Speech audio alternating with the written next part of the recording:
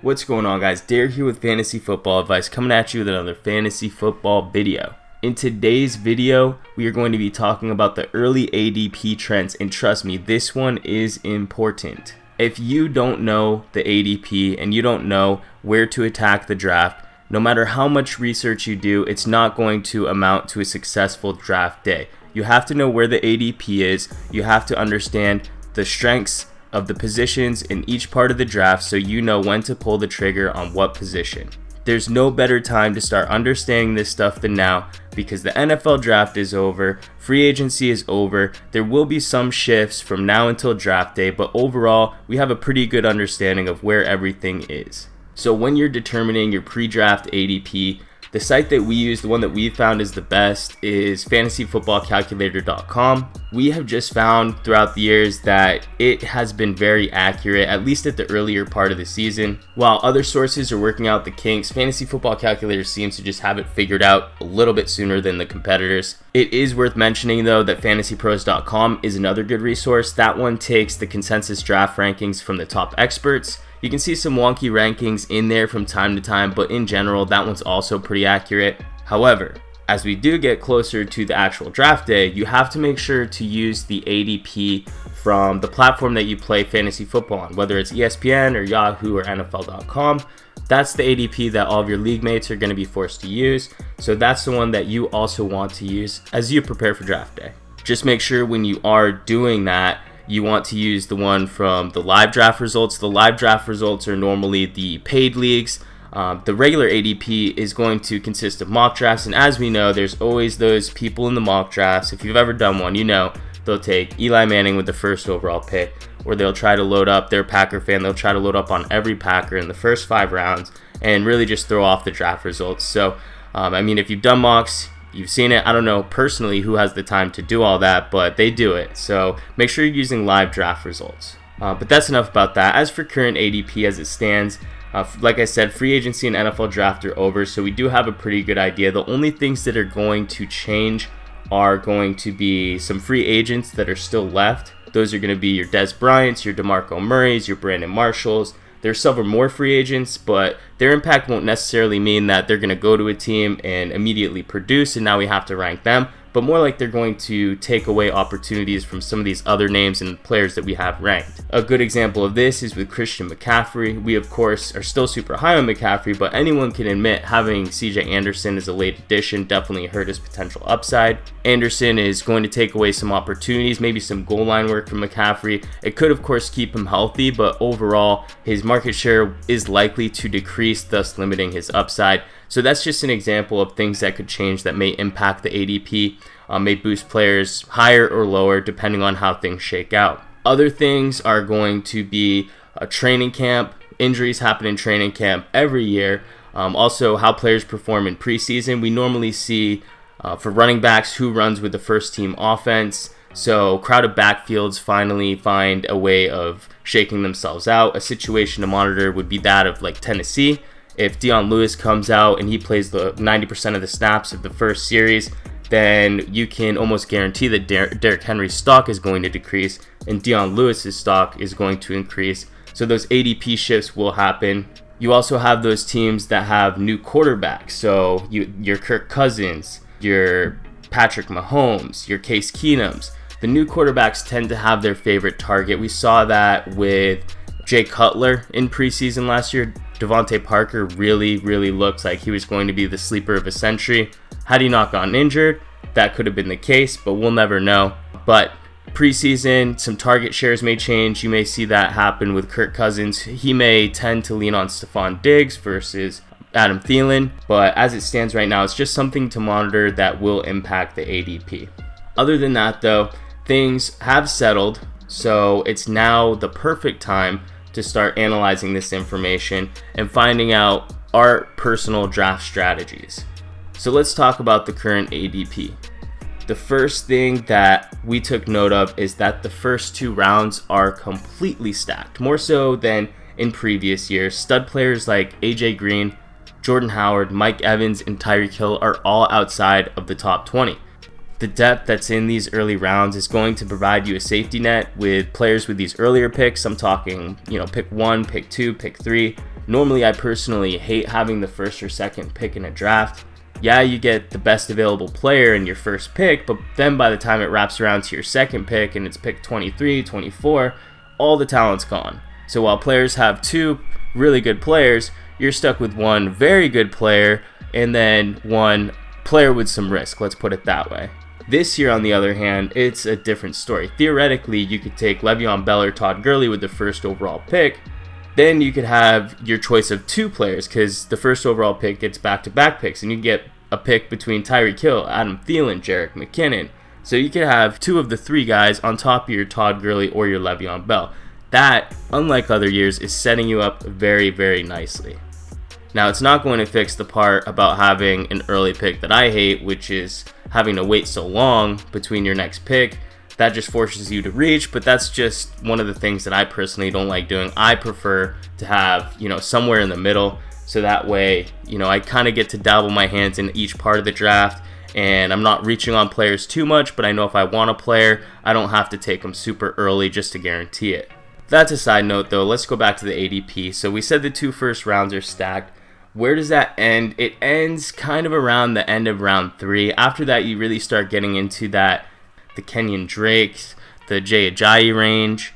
A lot of players with question marks, you could say. When we're talking Kenyon Drake and Jay Ajayi, if they're your RB1, you're really not in a good spot, which kind of brings me to my next point. The running backs are in super high demand this year. And by in super high demand, I mean that the position is very top heavy. All of the solid RBs are projected to come off the board early. In fact, 9 of the top 12 running backs are projected to go off the board in the first round. That means if you don't get a workhorse running back in the first round or 2, you may have a tough time snagging one in the middle rounds. The past 2 years, we have found it really easy to get some middle round running back value, some late round running back value, some real players that you can bank on. Some examples recently where we suggested were Mark Ingram last year and Melvin Gordon the year before that. This year, there's the top 30 running backs. They're going off the board before the 7th round. There's only 32 teams, so I mean, you can put the pieces together. Obviously, with this many running backs being taken early, it leaves a lot of opportunity to get good value at the wide receiver position, but the last thing you want to do is have 3 great wide receivers and be stuck with Jay Ajayi and Carlos Hyde as your RB1 and RB2. Take a running back early with your first pick if you can, but if you have a late first pick, we'd probably recommend targeting a top flight wide receiver like Hopkins, Beckham, or Michael Thomas, then on the wraparound, grabbing someone like Cook, Freeman, or McCoy. Even if you do go running back, don't fear. There is tons of value to be found at the wide receiver position in the 4th, 5th, and even the 6th round. You have Josh Gordon, Amari Cooper, Fitzgerald, and Allen Robinson in the 4th, Jarvis Landry and Golden Tate in the 5th, and even in the 6th round, you still have some floor guys in Devin Funchess and Pierre Garçon. Marvin Jones can even be found himself in the 6th round too. The running backs in that range, however, they're a little shoddy. You got Lamar Miller, Tevin Coleman, Rashad Penny, and Rex Burkhead. Now, they each have some upside to them, but you can guarantee that they're not as safe of picks as these wide receivers are. So basically, to summarize it, do yourself a favor, make sure you take a running back early just to solidify the position, and there's some good value at wide receiver in the middling rounds. The next important ADP trend to talk about is the quarterback position. Now more than ever, this quarterback position is deep. I'm talking super deep. The quarterback position has always been the most overvalued position in fantasy football. I mean, sure, a great quarterback gives you a safety net heading into each week, but this year, the position is deeper than ever. Matt Ryan is currently the quarterback 15, Derek Carr at QB 16, and Jameis Winston buried all the way at QB 20. Would anyone truly be surprised if any of those 3 quarterbacks actually landed in the top 12? I don't think so. And then you're talking the difference between taking Drew Brees and Jameis Winston is over 70 picks. I think I'd much prefer to take Jameis Winston and just load up on talent in between those 70 picks. A similar situation is actually going on with tight ends, except I do think that there is a much bigger drop-off in the tight end position.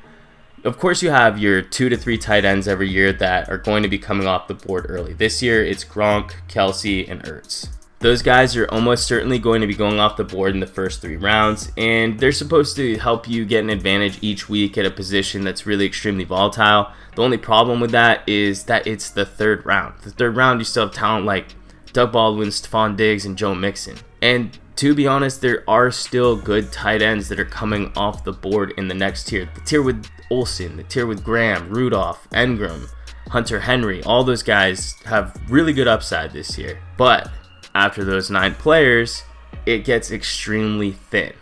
Now, I know I didn't mention one you could probably throw in there. That's Delaney Walker. I personally think he should be a distinct tier below, but he is probably a tier ahead of this next kind of gray area at the tight end position. But going back to that second tier with Olsen, Graham, Rudolph, Engram, and Henry, out of those players, we'd probably recommend targeting Rudolph. He's the cheapest of them coming off the board in the 7th round, and he has the same upside as any of those guys in that ADP range. We all know Cousins targets the tight end. He showed his red zone capabilities on a limited target share last season, and you're not going to pay much to get him. So if you take Rudolph later on, you can still stockpile these picks in the earlier rounds and still have that upside that you're looking for at the tight end position. Now after Rudolph, however, I'd probably just recommend waiting completely. That's where that real big drop off hits. There's going to realistically be waiver wire tight ends that will emerge for fantasy, and many of them that are going to be good are probably going to go undrafted. Remember, last year Zach Ertz was a 9th round pick, and Evan Engram, maybe he was drafted in a couple leagues, but for most leagues he was an afterthought and he was undrafted. Long story short, there's going to be value at tight end. The last trend worth mentioning, we'll go more in depth in each of these categories in later videos, but this is just kind of an overview. And the last thing worth mentioning is that there is a plethora of the lottery picks. What is a lottery pick? A lottery pick is a late round pick, double-digit rounds, that isn't expected to add immediate value to your starting lineup. This pick has the potential to completely blow up into a top 20 player, but also has the floor to be someone you drop after 4 weeks. Some examples of strong lottery picks recently were Nelson Aguilar, Robbie Anderson, Devin Funchess. You have, of course, Alvin Kamara. So now that we know what a lottery pick is, the important thing to know about them is that they're not only key to having a successful draft, they're also one of the biggest advantages you can gain in doing your pre-draft research. Fantasy owners who do little to no pre-draft research will have their eyes on the same sleepers that everybody else already knows about. The ones who really put their work in are going to be able to identify these high upside players and pull the trigger on them even when it doesn't feel good. As for the state of the current 2018 draft rankings, there are wide receivers like Martavis Bryant, Terrell Pryor, Chris Godwin, who are all in the double-digit rounds. For running back, you have Corey Clement, Deontay Foreman, just to name a couple.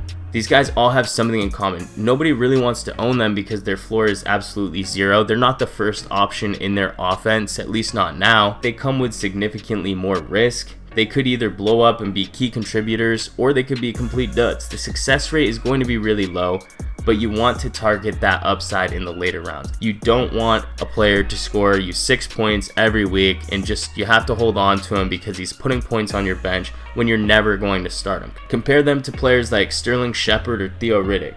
We know what their role is going to be in the season. Yes, they're going to probably produce more points on a week-to-week basis, or at least they're projected to, but barring injury, there is absolutely no way they even have a chance of being a top 20 player.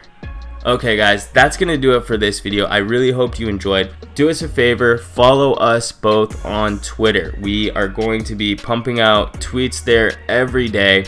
If you're new to the channel, make sure to subscribe. If you liked the video, hit that like button. Thank you for watching, and we will catch you on the next one.